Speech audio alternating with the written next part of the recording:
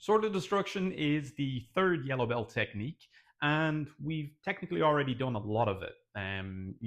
The initial steps of it in delayed sword. We've done it in our first technique. So where delayed sword, as we've seen in the past, takes our step back and does an inward block, covering to this quadrant over here. The next one is potentially the first what if we've ever seen in our system. Again, we would see the ideal, which is exactly what I'm showing here, not intended for the street for anybody who's thinking otherwise. But again, we're teaching an ideal here. Then you might have the what if. What if the person does something different? What if this happens? What if that happens? Whatever it may be.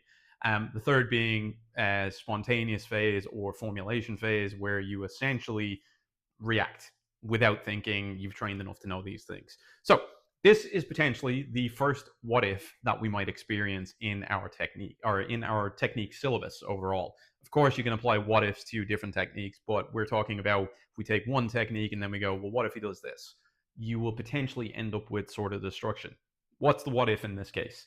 As we said with delayed sword, we've got our right attack in this case, reaching for us or just grabbing us, having a dead hand on us at that point. So Sword of Destruction potentially is, well, what if he throws the left and it's a slightly hooking? So the attack for this one for us is a roundhouse attack. Again, with the back leg, we're teaching beginners here. We're making sure that they have time and distance to get the move that they need to get and get the kind of structures and principles all down.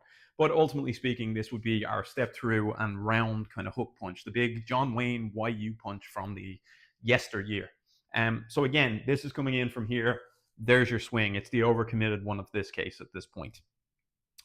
Once we're doing that, we will do exactly the same move as we did in delayed sword. So like I said, we've already done some of this work. And again, the two ways of doing delayed sword would be potentially two ways of doing Sword of Destruction as well.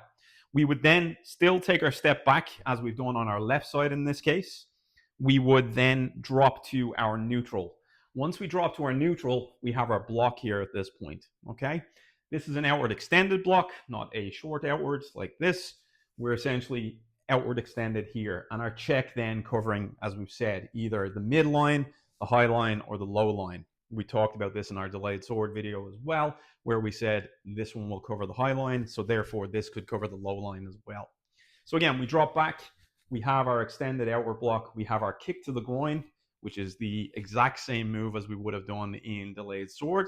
And once we land, we have our inward hand sword this time. And the inward hand sword hitting along the neck in this case. Delayed sword hitting the opposite side of the neck. That's what we're aiming for there with our outward hand sword. So we drop back, we have our block, we have our neutral stance, we have our kick, and we have our outward hand sword our inward hand sword rather, into the other side of the neck.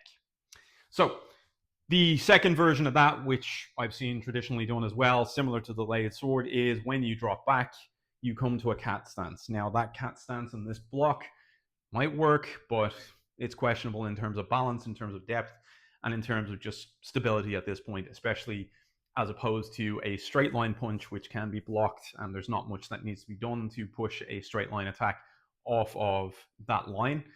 In terms of a round, you're taking a lot of hits on a very unstable base at that point as well. So my preference, again, here is to go to a steady neutral with good structure and good form. From here, then your kick, your inward hand sword, instead of dropping back, come to your cat stance, hit your kick, and hit your outward hand sword. Sorry, your inward hand sword again. So again, on these things, we need to be careful when we're teaching these things. They can be written a certain way, but we also need to make sure that, if you're blocking something on an arc, that you understand how depth of action works. You understand also that your base can be compromised very easily if you're not in the right stance or the right position at that point.